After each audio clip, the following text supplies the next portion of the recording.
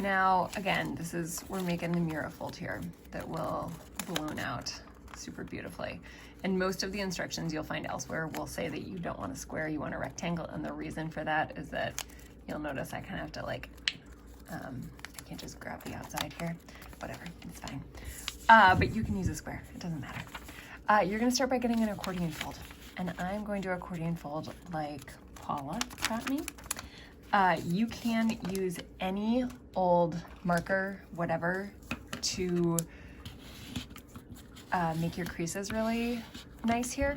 I happen to have like actual origami tool because I'm that sort of person, but markers work just fine and it's totally okay. The first thing you need is an accordion.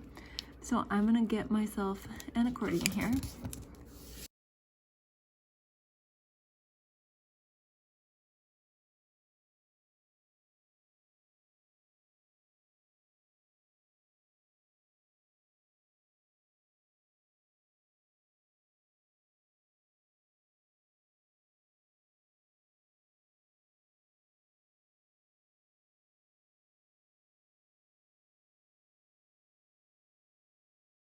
Beautiful. So now we have our lovely accordion fold.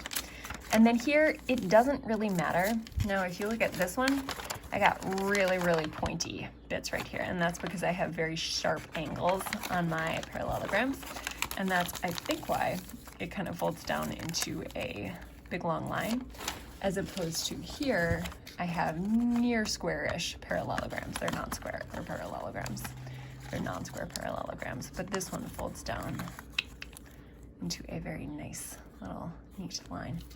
And this is where you kind of get to decide how pointy or less pointy you're going to be. And so what you're going to do is you're going to, and the closer you fold this in half, like that would be pretty close to in half, the closer you're going to get to squarish ones. You don't want to fold it directly in half. If you wanted to fold it crazy and wild like this, then you'd get a little bit pointier. Totally your call. I'm gonna go there-ish, which is probably gonna be halfway in between. And I'm going to make this fold just as clean as I can. Next thing you're gonna do is you're gonna fold back, and this is where things get kind of finicky, but they're not super finicky. I want this line right here to be parallel to this line right here. And we're gonna keep doing that so that you eventually get to the point where things kind of zigzag back and forth. Notice how all of the white lines and the brown lines are kind of parallel to each other. And that's what you're gonna do. And I'm gonna do it again. Oh, and this is gonna be exciting. And do it again. I just kind of guessed here, that's fine. Then we're gonna do the same thing here. So again, I'm looking for this one to be parallel to this line and, sorry, this line and this line. So that one's gonna be parallel, and then these two are gonna be parallel. And then back again this way. So now I have these parallel lines right here. And then you're gonna unfold it.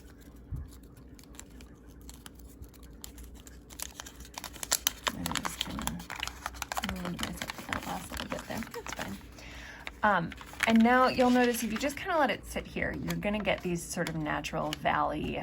So valley here, and mountain folds here, valley fold, mountain fold, valley fold, mountain fold. So like the top here's a mountain, the bottom here's a valley. What you really wanna do, and this will just sort of naturally occur as you go along with this, is that, and I'm gonna ignore this little bit up here, I'll fix it in the end. See this kind of zigzag line all the way across here? I want all of those folds to go the exact same way. Now, if you look at what's happening right here, right now I have like a mountain fold and a valley fold. I'm gonna go and make them all mountains. And as I move across this line, kind of pushing these into mountains, my paper naturally folds on itself. You want it to do that. Like it's folding in on itself like that, right? Where if you let it now, it's just gonna kind of collapse like that. And that is okay. That's really what you want to have happen. Now I've got a mountain fold here. I want the next zigzag line to be a valley fold. And it's gonna feel very strange, but the paper will do what you want. You might want to flip it over so you can kind of think of it as a mountain from the bottom. It's really, what is a mountain besides the opposite of a valley? Maybe, I don't know. Philosophers could figure that one out.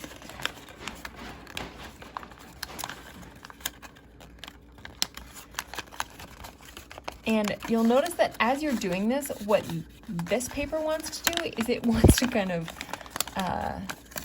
do the opposite of what it had been doing. And really that's kind of gonna happen, is that it's gonna oscillate back and forth between mountain and valley. Now the mountains become valleys and the valleys become mountains.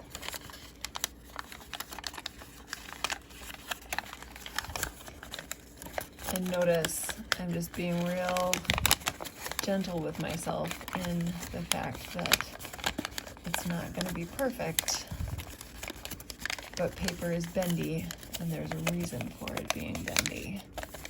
There we go. There we go. Okay. Now it's kind of settling down.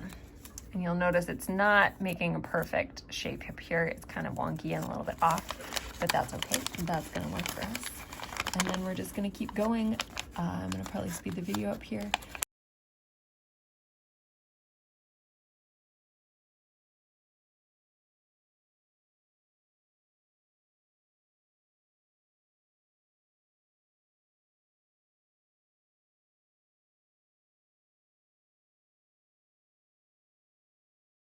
And then boom, if you've made it this far, you have succeeded and you have your very own Miura Fold.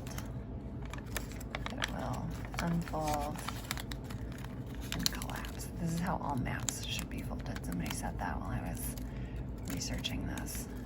I think they were totally right. All maps should be folded.